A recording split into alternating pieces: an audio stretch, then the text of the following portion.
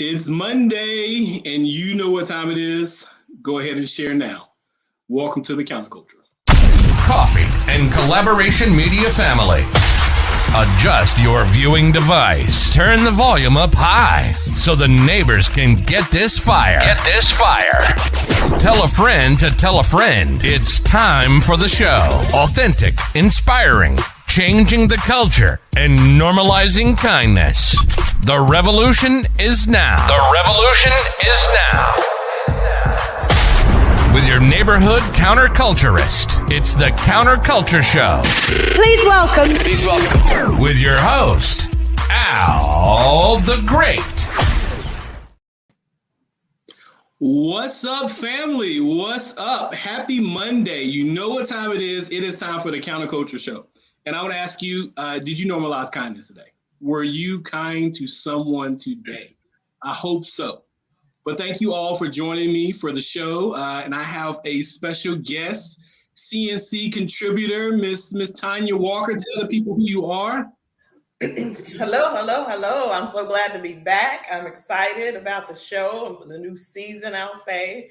But my name is Tanya. I'm with Walker Reconstruction. I help underserved youth with just soft skills, emotional intelligence, just personal development and career development, different things of that nature. I've been doing some mentoring this summer and during the fall, during the school year with girls, and then some mentoring ministry for women in the evenings this past fall. So it's been busy, but it's been great. And so now I'm glad to be on the show. Awesome. Tell the people a little bit before we get into, our show notes and everything. How did you get this passion for youth? Because I feel like, a lot of people say they want to help the youth. Mm-hmm. A lot of people complain about the youth. But how did you get this passion for actually, getting out, doing the work and helping the youth? It was definitely a part of my personal journey and in my spiritual journey. Just growing up myself, I didn't see a lot of women that looked like me. I didn't see a lot of people that looked like me in general that were there to help me along my journey when it came to just life skills, coping skills, and learning different things. I was fortunate to have my mother and my father, but you talk about where I grew up in the school system and different things of that nature. I didn't see a lot of people that looked like me. And growing up in the late 80s, early 90s, it was a different world. So being a little dark-skinned Black girl, and I was in a predominantly white area or school, it was tough. And then going into my career, I was a young Black girl in a white man's world in the private sector where I was. And I was a late bloomer when it came to being confident in my own skin. And so it was a long journey for me, just to the point where I was comfortable and confident personally and professionally. And then on the other side of that, watching my daughter grow up, my daughter's 23 now, but raising her in the same environment half of her life, and then moving her to North Carolina, where it was predominantly Black in our area, Durham, North Carolina, shout out, because I'm in Kentucky now. but shame on you. I know. But I'm watching her grow up. I saw a lot of heartache and a lot of pain in terms of just friends. She had friends that were homeless while she was in high school. She had friends that didn't have parents that just had caregivers, or they were in the foster system, friends that were shot and killed, or friends that shot and killed other people and then landed in jail. So I understand how much work needs to be done out here. Our youth are taken for granted. They're underestimated, and it's because they're on the wrong. They've been things, a lot of the things that don't benefit them, and so they're not able to maximize the skills that they do have in a constructive way. It's more a destructive way. So I want to help, and definitely the spiritual journey is definitely part of that as well. I love it. If you guys are coming in, if you're joining us for the Counterculture Show, make sure to tell us hi. Don't be rude. Hello. Don't try to sneak up in here. So let's go through some show notes real quick. So first of all, if you have been following my journey, our journey with Good Steward Apparel brands, 3 brands, one mission of focusing on counterculture, of building a counterculture.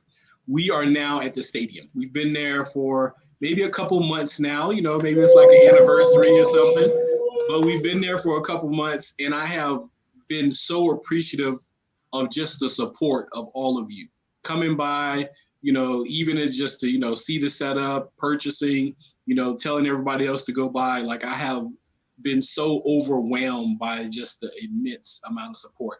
Even Tanya came in, was only here for a hot minute in North Carolina, and made sure she stopped by the stadium. So, Absolutely. Thank you, Tanya, and thank you all. I'm proud of you. I've known you since 2015, 2014, something of that nature. And I've seen the brand grow. I've seen your passion grow, and I love what you're doing. I support it 100%, and I'm just proud of you. I'm glad I can make it out to the stadium to see you. Thank you. All right, second thing on the show notes, make sure you go to Good Steward Apparel or follow us on our social media. We just dropped the BAU, Be Athletics Unlimited, our athleisure brand. We just dropped our Alpha Zone cross trainer sneakers. If you have been truly impressed by the Antibot from No Robots, I think you will be even more impressed by the Alpha Zones, especially if, New Year's is coming up, and I know you guys have some New Year's resolutions. Definitely go out there and get you a pair of Alpha Zones. Comfortable, have the air bubble. They're extra light like the Antibots. Definitely go out and get you a pair, and they come in a variety of nice colors. So they're at Good Steward Apparel, and they're on the Be Athletics tab. Nice. Last thing, as you're on the Good Steward Apparel website, make sure you sign up for our newsletter. We are really focused on counterculture. Each one of our newsletter, it tells a short story, and then it talks about something counterculture. Each one is to be able to tell a story, but also focused on some various topic that is counterculture, just kind of like we do on the show, without the short story part. I probably do more long stories than anything. Well, I enjoyed today's newsletter about respect. Good message. Thank you. Today's was respect is free. It should be free. Yes. Respect should be free. Respect should be free. Right. Let's get into this topic, the illusion of truth. So as me and Tanya were talking about this topic, it seems something more highbrow than it actually is.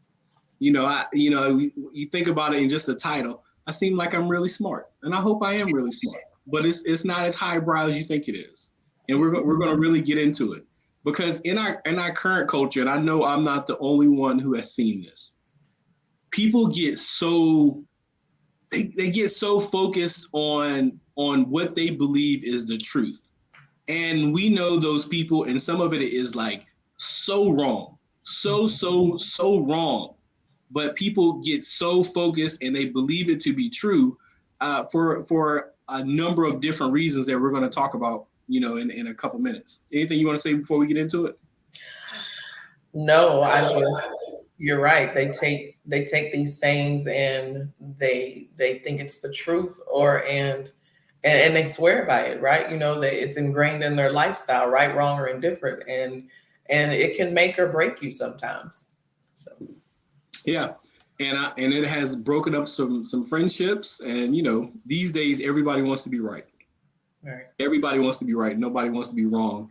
And their right and their truth it almost seems like it's always associated and like embedded into their personality. I believe this is who I am. So why does everything that you believe have to be who you are? I think that is one of the big reasons that we need to have this discussion. So the first one, and one of my favorites, everybody has heard sayings growing up. The illusion of truth. Repetition makes something sound so much like truth. It does. Like you've heard it so many times. Your grandma said it, your mama said it. You've heard it so many times, and it becomes gospel. Mm-hmm. And when I talk about gospel, I'm actually talking about gospel like the Bible. Like one of the ones that me and Tanya were talking about is money is the root of all evil. Mm. Everybody's heard that. Right. That people believe that to be gospel. Right. But it's not gospel. It is not gospel. That is not scripture. but people believe it to be because you've just heard it so much. Right. And not only is it not scripture, but it's misinterpreted scripture, and not just that, it's also the fact that it's damaging to our community, because then we learn to mishandle money or shy away from it, or just not teach or learn the things that we're supposed to, so that we can be empowered financially, because we have to be good steward of our finances just as well as everything else. So yeah. And I'm sure as you guys are thinking about this, I'm sure there are a lot of other sayings that you have heard, whether there be in songs, things that, we have been raised on, I think back to, I think it's Wu-Tang, cash rules everything around me. Cream gets the money. Dollar bill. One of my favorites. So it's like, it's so many things, like it, and it just kind of, it's an earworm. It gets in your head, and you live your life like it's truth, right. But like there is a way that we need to, really counter this culture. So often, we want to believe something. We want to make it easier to believe something, and repetition is that way of doing that. They use it, marketing companies use this, politicians use this, everybody uses this as a way of getting a message across. Just beating you over the head with it until you start to believe it. What do you want to say, Tanya? Right. That's why music is so powerful, especially now with the younger generation. They just have the hook. Like the song is the hook, which equates to the chorus. Now, when we were growing up, the chorus was just the chorus, and then you had lyrics. So now you hear this hook over and over and over, and it should be something constructive or healthy, but it's not. But that repetition is what gets it into your head, whether you like it or not. So. Repetition in a hot beat you will believe it. Put a repetition and a hot beat to it, and it's like, yeah, this is the way. And you got Diddy dancing in the back. Take that. Right. Right. I'm telling my age, what generation I'm from.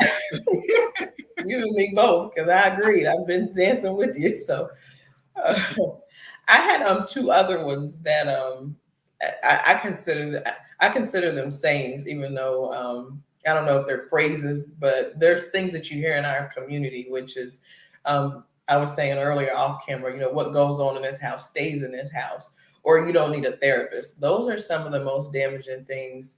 I mean, you hear it from repetition as we're growing up, and then as you get older, you think that you don't need these things, or there's a lot of trauma and grief that stays packed away in our households that we need to deal with. And when we don't, it just oozes into the rest of our lives, and hurt people. So we've got to just do better with not thinking that repetition is the gospel, like you said. Yeah, and that idea of what stays in this house, what goes on in this house stays in this house. Also, people have extended that to family, and I feel like that has been a way of protecting family pedophiles. Yes. And you hear all these stories about your uncle and this and that, and it's something that's not right about that, but right. But it's not really bringing the truth to shining the light on that behavior.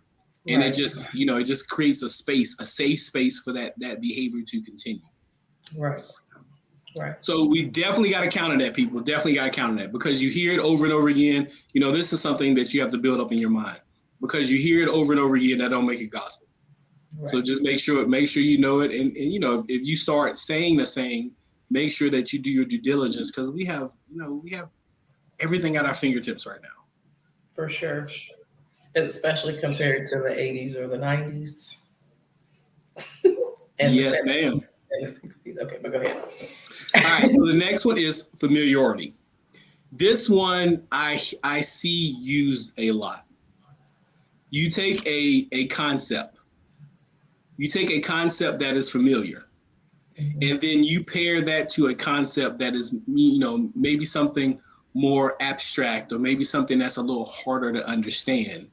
And you put those two things together in comparison, you know, and it seems like truth. It seems like truth. One of the things that comes to mind is the whole idea that God is a woman. And I'm using this example because, you know, this is one of the things that there's the big one that comes to mind. And I've heard this explained, you know, because God created everything. And if God created everything and in humans, women are the ones who have babies. But, you know, in the Bible, it talks about how God created man. But in as humans, women are the ones who, you know, essentially create babies. So you understand that part, and then you hold that up to the idea of God. And you say, okay, maybe God must be a woman. And I've heard that used, you know, in a lot of different ways, that kind of, you know, something being familiar. But that is one of the ones that really sticks out to me. What about you? Yes, I've heard that, and I've even had a conversation with one of my friends about it. And I'll be honest, I believed that. I understood that at one point, and I was, to be completely transparent, because I'm still on my spiritual journey and my growth. But I told Al, when it comes to God, whether male or female, I'm neutral right now. But I have heard people say that, you know, God is a woman, and they have done it based on familiarity. So I understand what they're saying, but I do stand neutral on that right now. And then just some of the things that I was reading, reading to me, seeing that, you know, God is neither, how did I say it earlier? He transcends all such categories, whether male or female. And so that's the space that I'm in right now. But in terms of familiarity, I do understand when I hear people say that, you know, God is a woman. They make it relative. And that's what we do. You know, we want things to be, it makes us feel good, right? To have that familiarity. It makes us feel good to understand it a certain way. And so that's what we run with. But like myself, like I said, I'm neutral right now because I'm still doing growth and journey. We just have to do our due diligence.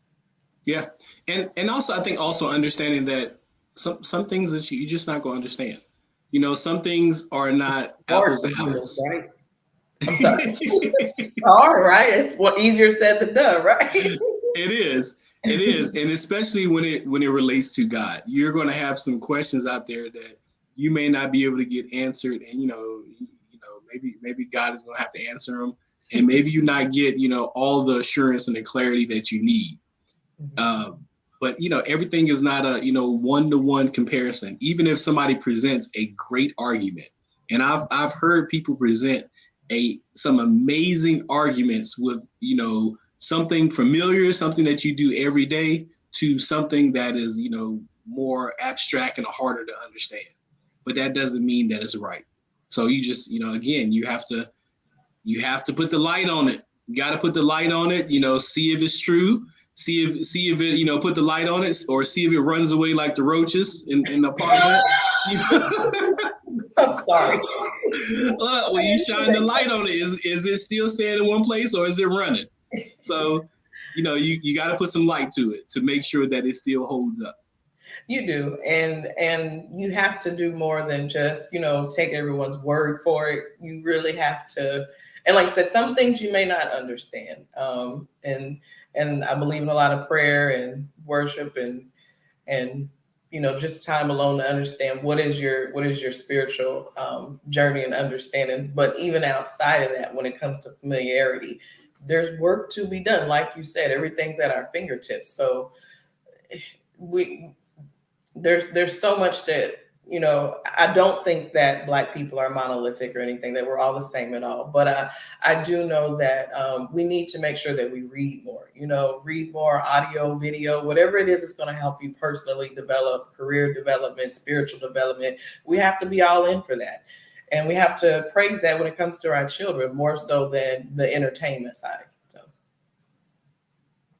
So that we don't get stuck in familiarity. And it is so much content out there. It is a plethora of content out there, and everybody's an expert. Everybody who puts a camera in their face, you know, is speaking like they're an expert. You know, so it's definitely out there. You just have to pick and choose, you know, what you want to hear from. And I think it's great to make sure that it's coming from different sources. Right. I think that is one of the most important things, because a lot of times we want to get into this echo chamber and we want somebody to repeat back what we already believe. And that really gets you. Right, because that's so true. Now it's even the news, it used to be that there were healthy debates and you put people on the same screen that disagreed, healthy debates.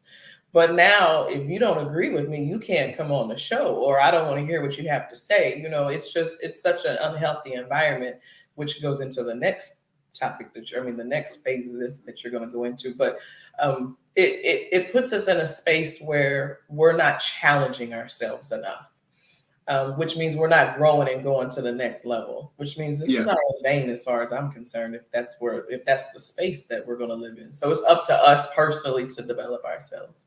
Yeah. And I feel like on the news shows now, these political shows, they're putting all these people on this panel just for the drama versus actually having like being able to see both sides of an argument. They just want to get the drama, get the punches, like they just want it for the drama. Right. For the 15-second clips. Right. And opinions, and it's like, I know you all have the facts. This is what you do for a living. So yeah. All right. So the other one that we're talking about, we are talking about the illusion of truth. Why do people believe things that just simply, are wrong? And, some things are definitely debatable, but some things we know, like just wrong. You still got people that believe the earth is flat. So, there are a lot of things out there, I think there's like that, like, it's just like, it's like this is not something we should be debating. So that's what we're talking about, the illusion of truth. One of the last one is cognitive ease. This is a marketing term that is used talking about strictly the speed and effortlessness with which our brain processes information. When, thinking about marketing, whether it be a commercial or whether you are presenting something in written form, you want to make sure that it's in the right font. You want to make sure that, it has good contrast. You want to make sure that it's something that can be picked up easily, that it can be seen, and the information can be easily understood. That is what we're talking about when we're thinking about cognitive ease.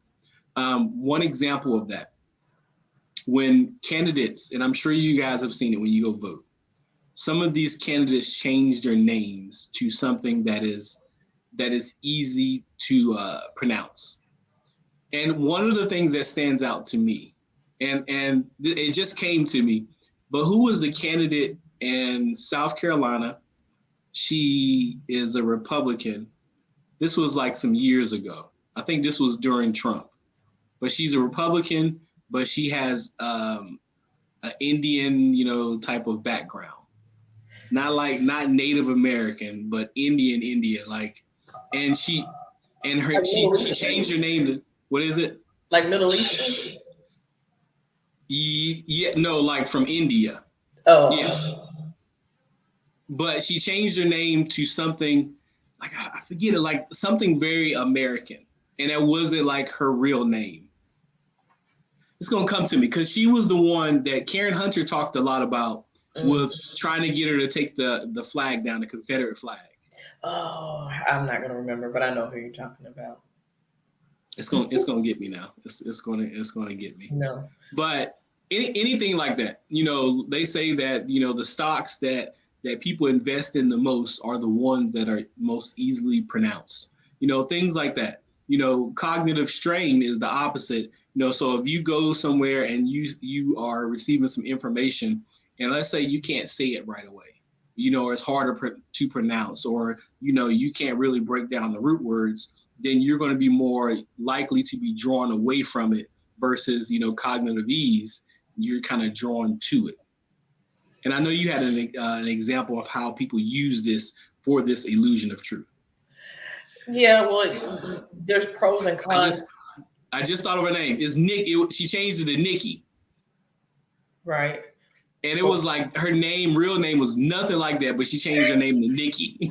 Well, that reminds me of when I worked at Toyota, and they, the Japanese had Japanese names, rightfully so. And I had a boss, and his name was Shinichi. Shinichi, and I forgot his last name, but he would say, "Call me Sean," right? And I'm like, "No, I want to learn how to pronounce your real name." But we dumb down things for each other. Is one of the disadvantages of that cognitive ease. But then, a positive example would be, this isn't the one that you were talking about, but a positive example is I remember when the younger generation, I don't remember what age, but younger people started doing more teaching, and they started using, some of these different songs that were trendy to teach them different things like, Spanish or different things like that.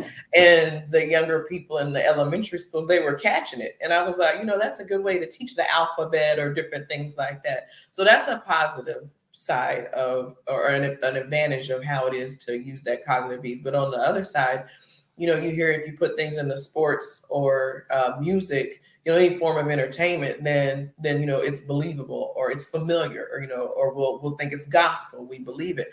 And everything in sports and entertainment isn't necessarily always true.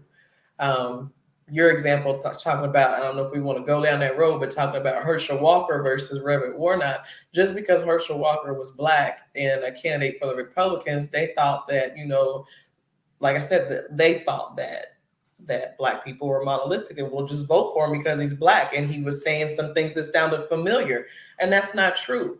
You have to do the homework, do the work, and make sure that you understand these issues, especially when it comes to voting. But that's a whole nother show.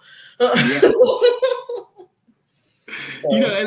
is definitely an example of cognitive ease. Even when you go to, let's say you're doing finances and you're thinking about going into the stock market. And, you just go to a financial advisor and he's like, here, you just do it for me. Don't try to learn anything. Don't try to gain any insight. You just do it for me. Just do it for me. That's cognitive ease. I trust you. You just do it for me. And that's insane. I was listening to Anthony O'Neill the other day. I like to listen to him. And he was just talking about how you trust people. You make sure that, you work with, I'm trying to remember exactly what he said, but the main thing he was saying is, we make ourselves responsible for, how we look and our personal development. But then when it comes to our finances, we're like, oh no, you can go ahead and do that. I trust you. And it's like, no, you should trust yourself to learn that just as much as you do with anything else that has to do with you personally. Yeah. I was like, that's 100. I know that's right. I want to know. Yeah, and that proximity, like sometimes a title or proximity to what you want, proximity to someone has wealth, or someone is has a relationship with someone who's wealthy, someone who is wealthy. That creates that space of cognitive ease. Well, I can trust this person to do this. They got this money. I can give them my money and they can help me get some money. And then they end up scamming you. And they're not really wealthy. Right. Because the world just isn't what it used to be. So, yes. And the problem is everything in life is not easy to understand. And it's not supposed to be. So that's why we have to do the work. Yeah.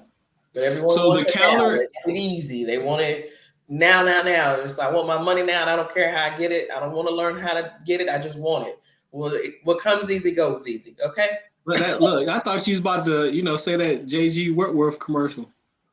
I don't know that commercial. It's like, I want my money now. That's like part of it or something. That's that repetition. See? J.G. Whitworth. No.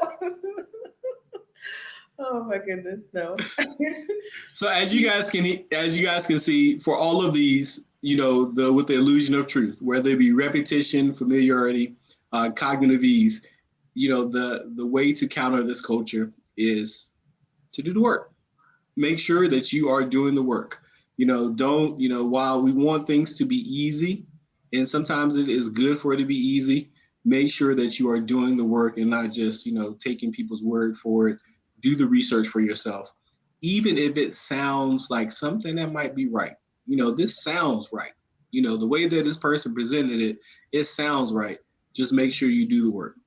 Right. And like you were saying earlier, get information from a lot of different sources. And, in college, we had to, cite our sources and, make sure we knew where things were coming from. So we need to cross-reference the information that we're getting, that we're using, and not just, read different sources, but listen to different things, listen to different people, and, accept different views, but still do the work, like you said. But you can't just believe that because something is simple that it's true, because that's not the case. Awesome. CNC contributor, Coffee and Collaborations contributor. Tell them what was your point, and tell people how to reach you.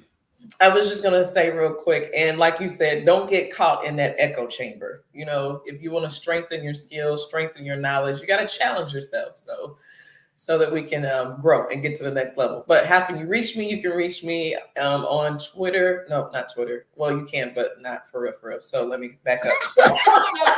Not for real, for fake. Look, I don't know. You're on there once a month. Like, reach her on the 1st and the 15th.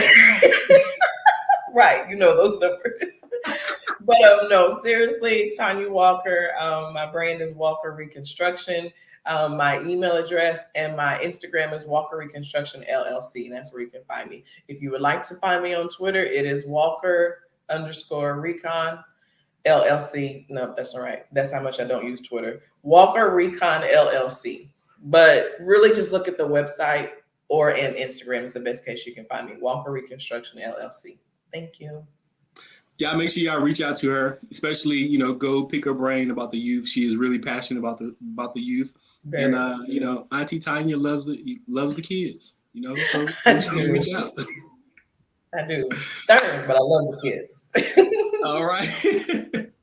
So I want to thank you for joining us. Go ahead. I just wanted to thank you for having me again. And just one more time to fix my handles, Walker Reconstruction LLC website and Instagram.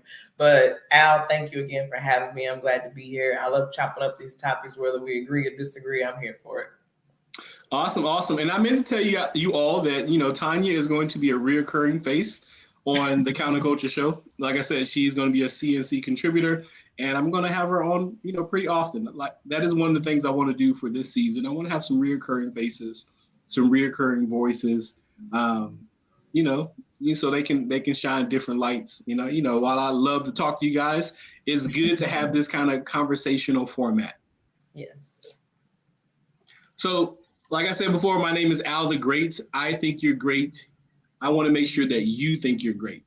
The culture may, doubt the packaging that you're in, but do understand that God is a manufacturer of greatness. 24/7, 365.